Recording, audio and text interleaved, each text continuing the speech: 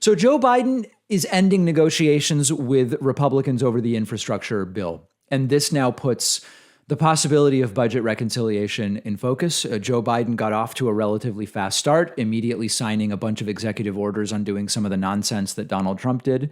Getting the $1.9 trillion COVID stimulus passed, not as quickly as we would have liked, but still, by Washington terms, relatively quickly. And then rolling out a very successful vaccination program.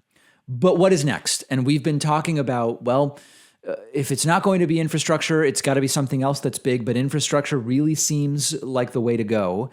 Joe Biden has been negotiating with Senator Shelley Moore Capito and some other Republicans over infrastructure legislation. And CBS News now reports that it's over.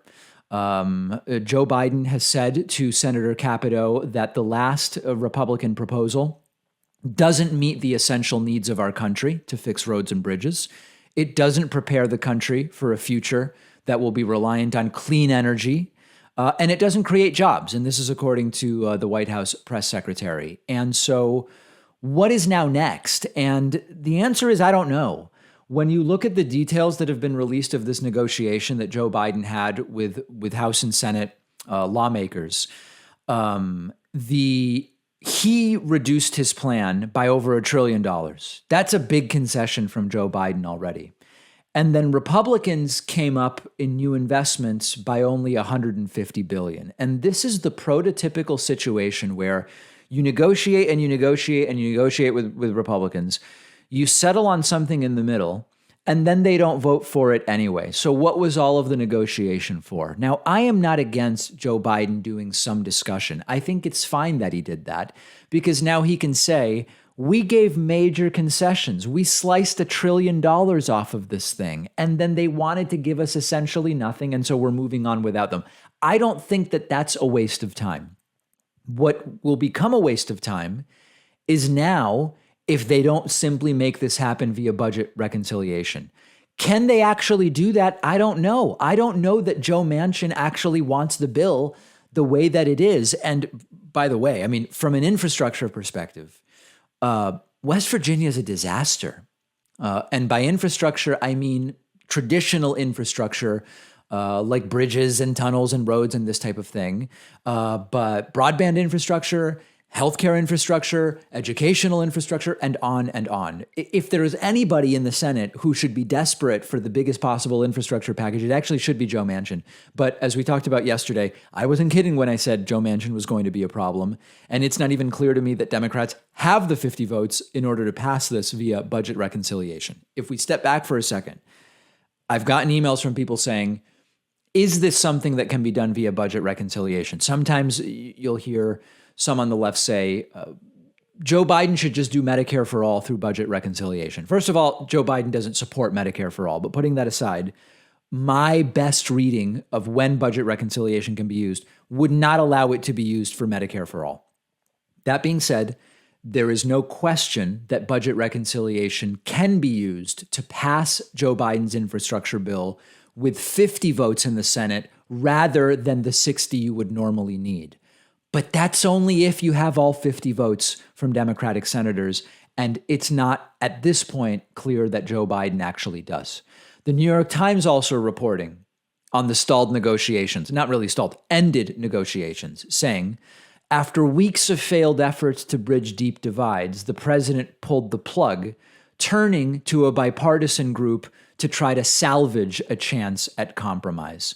My question is, how long do you keep going at it from this approach? Because you end up with what are sometimes these Pyrrhic victories where you do so much damage in the process of negotiating something that Republicans will accept that you are really compromising on your ability to pass something that's substantive.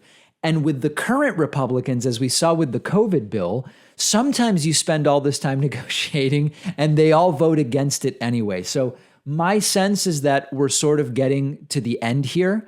The New York Times writes sort of pseudo-optimistically, the breakdown did not close off the possibility of a bipartisan compromise entirely, and the White House signaled that the president would continue seeking one, he shifted his focus to a bipartisan group of centrist senators who have been working separately on an alternative, calling 3 of them personally to cheer on efforts and encourage them to work with top White House officials to hammer out a deal. But even if the group can agree on a plan palatable to Joe Biden, there's no guarantee enough Republicans would accept it.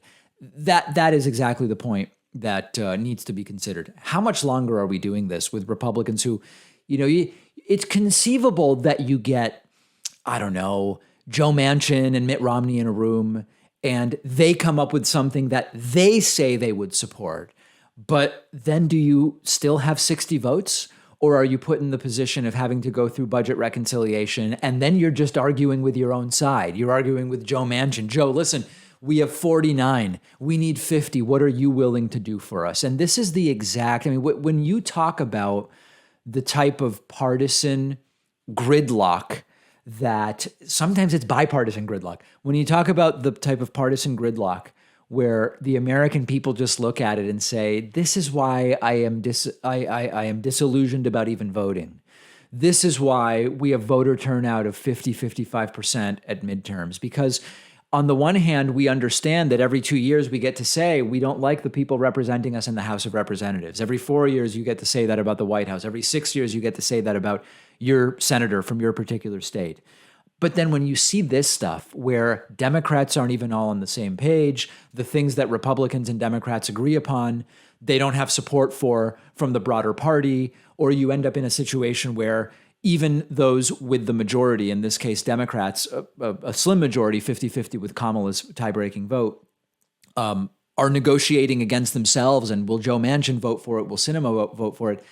I get being disillusioned with the system. And this is sort of like the worst of the worst of the worst of American politics.